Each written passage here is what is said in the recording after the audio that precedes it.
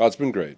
It's been great. A lot of the same faces, but it's been pretty cool. Does it feel at all like 2017, just as far as, all the changes that happen to defense and all the rebuilding that you have to do? No, from a talent standpoint, Bosa's here. You've got obviously Fred, Demo, Renardo. There's a lot of really good talent on this defense. So it's not nearly as what 17 was. Robert, what's the difference between you now and you when you left here? I don't know. Obviously I've gone through the head coaching stuff, and you learn a lot going through that. But I'm happy to be back in this chair where I get to coach a little bit more football and not deal with all the administrative stuff that comes with being a head coach. But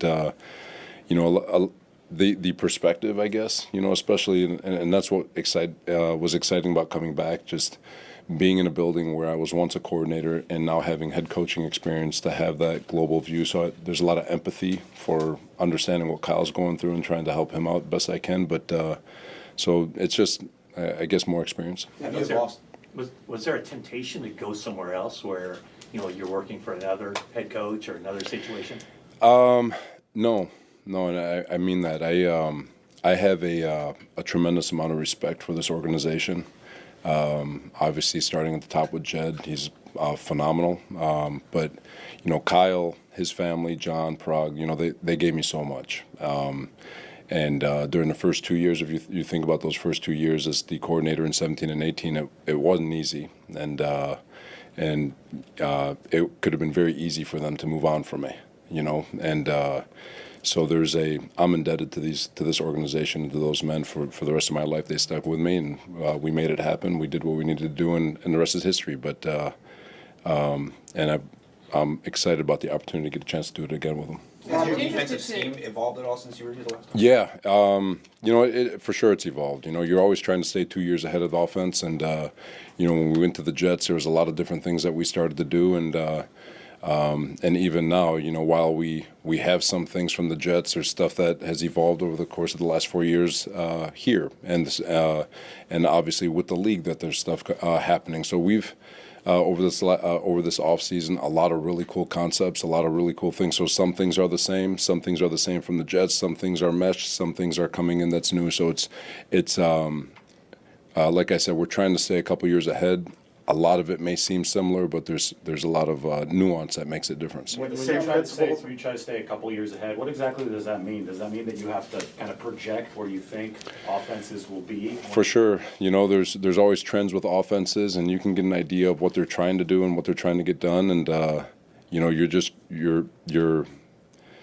trying to pick up on those trends. I don't want to get into too much detail, but you're always trying to stay ahead of them. Could you get into a little bit of detail with the younger guys? Obviously, a few weeks since the draft. What are you thinking of the rookies so far?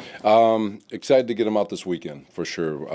A really cool group of kids that are coming in. All are going to have an opportunity to compete to get significant playing time this year. But it's exciting to get just the injection of youth to go along with a lot of the veterans that we have on this football team. So. It's exciting. It's going to be fun to work with them. Jed sort of joked about it, but how much of a role did you actually have in terms of this draft? That was the other reason why it was exciting to come back. This organization, and no pun intended, with it being the gold standard with regard to collaboration and communication. Most buildings maybe spend a week in terms of communication between scouting department and coaching staff with regards to the draft. This organization will spend 3 to 4 weeks just grinding on tape, offense, defense, special teams, and going deep into the 7th round undrafted free agent type players. And I think that's why this organization has had so much success finding day 3 picks that come to fruition, and even undrafted free agents that end up having success in this league. So when it comes to finding players, this organization does a phenomenal job with collaboration, and let's be very real. There's still a process that needs to be followed, and the board fell our way from a defensive standpoint. Now, there's a lot of guys on offense that were graded higher than that offense was excited to go get, but they got pulled off the board, and standing in the back of the room like, hey, I got a guy. but it happened the way it happened, but there was tremendous collaboration through the process. Has it always been like that, or has the draft process evolved over time? It's always been this way here. Kyle and John do an unbelievable job.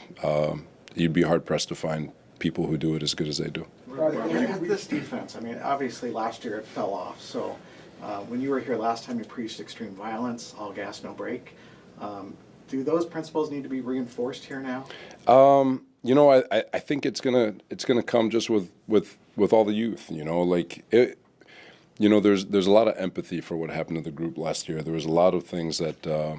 You know, through the halfway point, this defense was playing some really good football, and there was a lot of injuries, and the wheels kind of fell off during the last 4 weeks of the season. And you know, so for the coaching staff and the players, there's a lot of empathy in terms of like, man, you're doing your best. It just doesn't work. It didn't work out, but you still see it all. I mean, these guys play their butts off.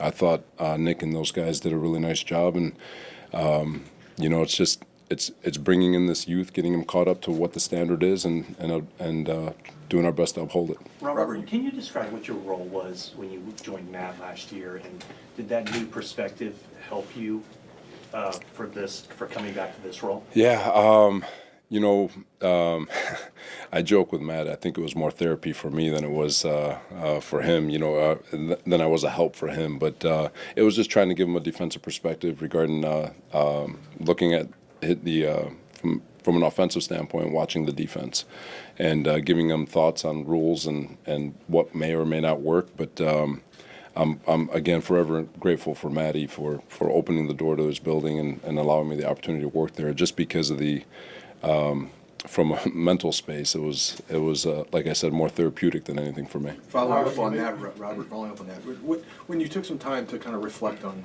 your time in New York, like what did you learn about yourself as maybe a man or a coach, a little bit of both?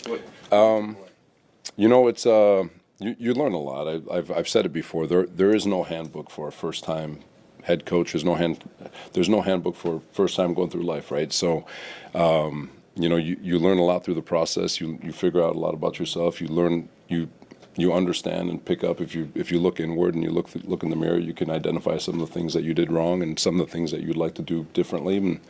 But yeah, there's any time you get an experience that's different than the ones you've always experienced, it's you have an opportunity to grow, and so there's been a lot of self-reflection and growth in that regard. Coach, lean on some rookies this year. What would you like to see from those rookies in this rookie camp?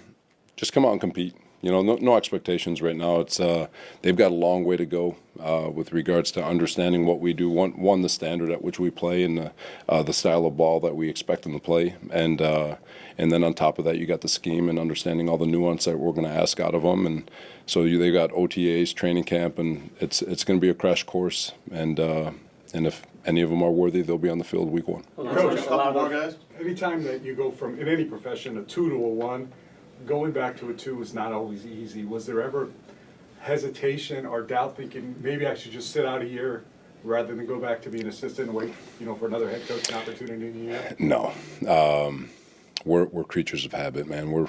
I couldn't imagine waking up, and it sounds good. Wake up every morning, take my kids to school, go golf, and then go watch tape. But now coaching ball was always the option 1. Your first stint here. John and Kyle, or whoever it was, reached out to you, did they remind you, hey, remember, we could have fired you? He never has to remind me. It's always on my mind. Your first stint here, there was so much talk, especially after they signed Sherm, about tall corners, and obviously I think the high profile seems to have changed. Has the scheme changed a little bit to where that 6'1" to 6'3" corner may no longer be the exact prototype anymore? It was that, you're right, in 17 and 18, and then as we evolved, 19, there was a major shift in the way we did things. So when we first got here, we installed the Seattle system as I learned it, and then as a staff, we kind of evolved. We brought in the wide 9, and we started implementing some quarters, and then our third down pressure package completely changed, and so the profile has changed at all 3 levels. I'm not going to detail out what those profiles are, but over the course of the last, call it 8, 9 years, it's changed significantly. Some of the guys that you You drew comparisons to guys that you coached in the past, Nick Martin to Dre Greenlaw, C.J. West to D.J. Jones. Do you agree with those comparisons, and was that sort of a conscious thing for you to look for types that have worked on this defense in the past? No, you're always going to have a comparable just to give people reference, but they're their own individual players. The way they'll be used, like for me, I don't want to pigeonhole any of those guys to being, even though those are great football players, why can't they be more? And so they have a unique skill set and unique traits that probably remind people of those players, but they're their own individuals, and it's going to be exciting to see how they turn out. All right, thank you guys. All right, thanks, guys. Appreciate y'all.